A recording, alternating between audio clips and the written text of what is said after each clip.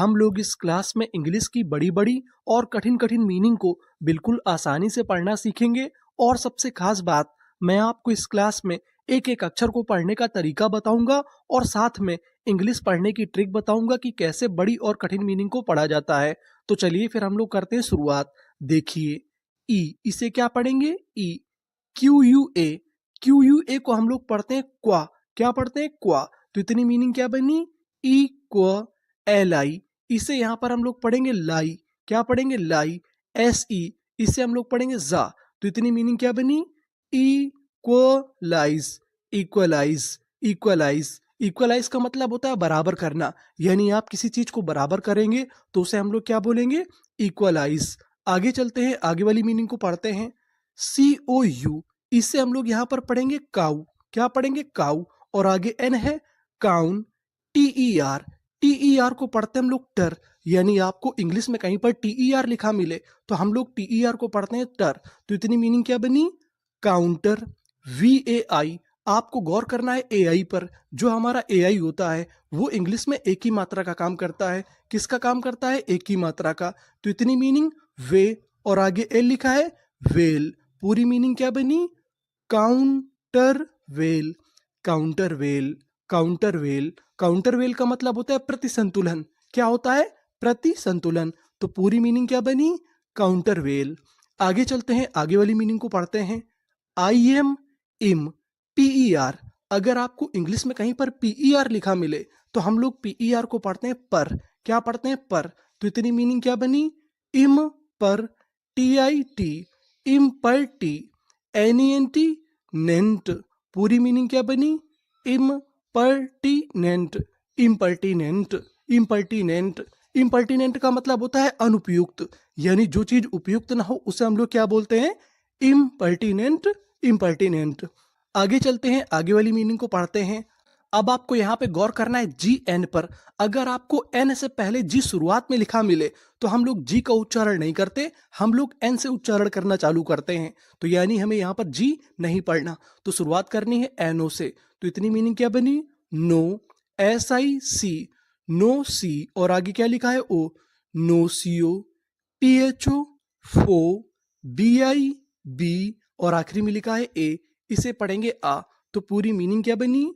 No C ओ phobia, नोसियोफोबिया, नोसियोफोबिया। नोसियोफोबिया का मतलब होता है ज्ञानोफोबिया, यानी जिसे ज्ञान से ज्यादा डर लगता है उसे हम लोग क्या बोलते हैं? नोसियोफोबिया। यानी यहां पर हमें जी का उच्चारण नहीं करना। आगे चलते हैं, आगे वाली मीनिंग को पढ़ते हैं। एच आई ई, इससे हम लोग यहां पर पढ़ेंगे हाई। क्या पढ़ेंगे? हाई। आर ए रे, हाई रे। और आगे आर है हाई रेर। सी एच वाई, अगर आपको आखिरी में सी एच वाई लिखा मिले तो हम लोग सी एच वाई को पढ़ते हैं की। क्या पढ़ते हैं? की। तो मीनिंग क्या बनी? हाई रेर की, हाई रेर की, हाई रेर की। हाई रेर की का मतलब होता है पदानुक्रम। पदानुक्रम का मतलब होता है एक के बाद एक जो क्रम आता जाता है उसे हम लोग क्या बोलते हैं? हाई रेर की। आगे चलते हैं, आगे वाली मीनिंग को पढ़ते हैं। एन ई यू, इसे हम लोग यहाँ पर पढ़ेंगे न्यू। क्या पढ़ेंगे? न्यू। आर ओ रो, इतनी मीनिंग क्या बनी? न्यूरो। एल ओ लॉ, जी वाई, जी वाई को पढ़ते हैं जी। तो पूरी मीनिंग क्या बनी? Neurology, neurology, neurology. न्यूरोलॉजी का मतलब होता है तंत्रिका विज्ञान। क्या होता है? तंत्रिका विज्ञान। तो पूरी मीनिंग क्या बनी? Neurology, neurology. अब हम आगे चलते हैं। यहां पर शुरुआत में लिखा है ए, इसे पढ़ेंगे ए। एन हमारा दो बार लिखा है। अब आपको एक नियम याद रखना है, अगर आपको इंग्लिश की किसी भी मीनिंग में कोई अक्षर दो बार लिखा मिले तो हम लोग उसका उच्चारण एक बार करते हैं। कहने का मतलब एन हमारा दो बार लिखा है लेकिन कितनी बार पढ़ेंगे? एक बार। तो इतनी मीनिंग क्या बनी? Any, H I. यहां पर जो हमारा एच आई है ये हमारा साइलेंट है, इसका हमें उच्चारण नहीं करना। एल ए, ले। टी आई ओ एन, अगर आपको इंग्लिश में कहीं पर टी आई ओ एन लिखा मिले तो हम लोग टी आई ओ एन को पढ़ते हैं शन। क्या पढ़ते हैं? शन। तो हमारी मीनिंग क्या बनी? Annihilation, annihilation, annihilation. एनिलेशन का मतलब होता है विनाश, यानी आप किसी चीज का विनाश कर देंगे तो उसे हम लोग क्या बोलेंगे? एनिलेशन। एच आई का उच्चारण नहीं करना। आगे चलते हैं, आगे वाली मीनिंग को पढ़ते हैं। सी ए, इसे पढ़ेंगे कै। पी आर आई प्री, कैप्री। C I O U S, अगर आपको इंग्लिश में कहीं पर CIOUS लिखा मिले तो हम लोग CIOUS को पढ़ते हैं सस। क्या पढ़ते हैं? सस। तो पूरी मीनिंग क्या बनी? कैप्रीशस, कैप्रीशस, कैप्रीशस। कैप्रीशियस का मतलब होता है मनमौजी, यानी जो व्यक्ति अपने मन की सभी चीजें करता है, किसी की नहीं सुनता, उसे हम लोग क्या बोलते हैं? कैप्रीशस, कैप्रीशस। आगे चलते हैं, आगे वाली मीनिंग को पढ़ते हैं। CON, हम लोग CON को पढ़ते हैं इंग्लिश में कन, यानी आपको इंग्लिश में कहीं पर CON लिखा मिले तो हम लोग CON को क्या पढ़ते हैं? कन। JEC, जेक, कन जेक। TURE को पढ़ते हैं चर, यानी आपको इंग्लिश में कहीं पर TURE लिखा मिले तो आपको क्या पढ़ना है? चर। तो हमारी मीनिंग क्या बनी? Conjecture, conjecture, conjecture. कंजेक्चर का मतलब होता है अनुमान लगाना, यानी आप अनुमान लगाते हैं तो उसे हम लोग क्या बोलेंगे? कंजेक्चर। अब हम आगे चलते हैं।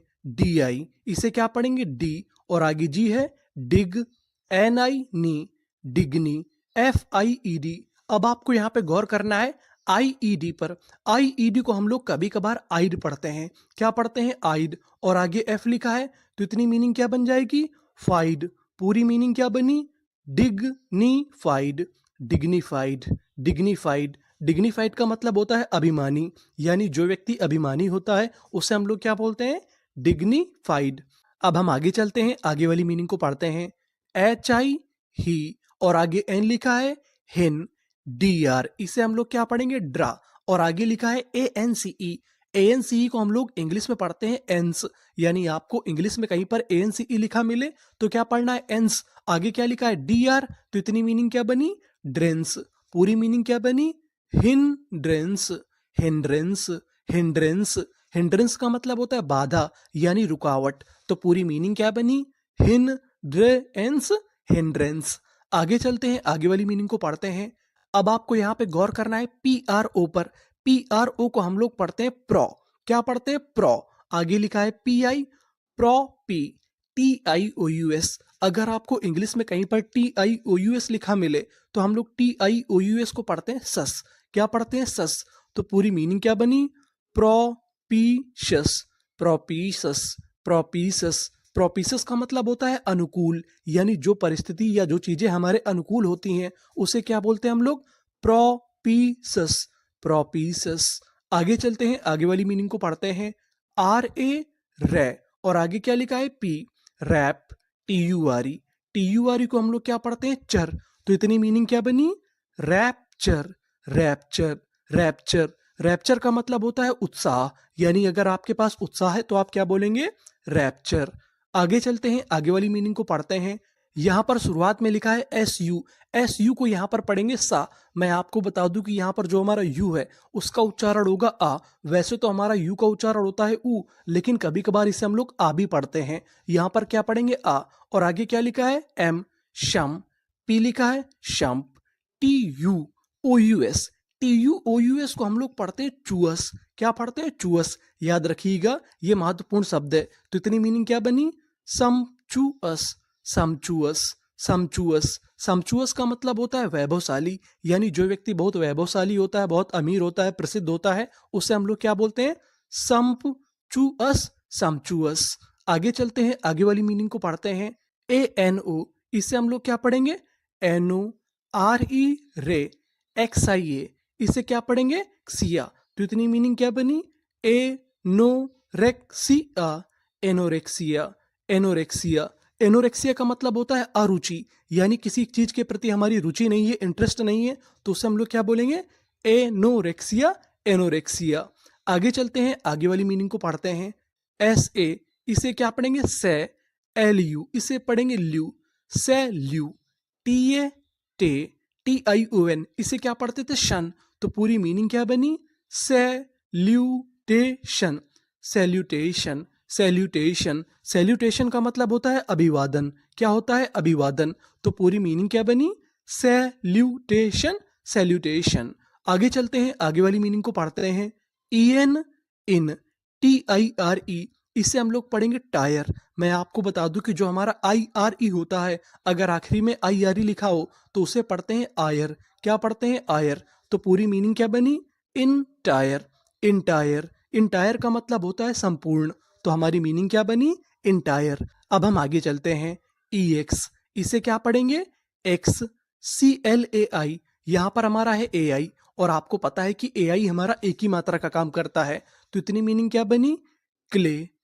एक्स क्ले, और आगे M है, एक्सक्लेम।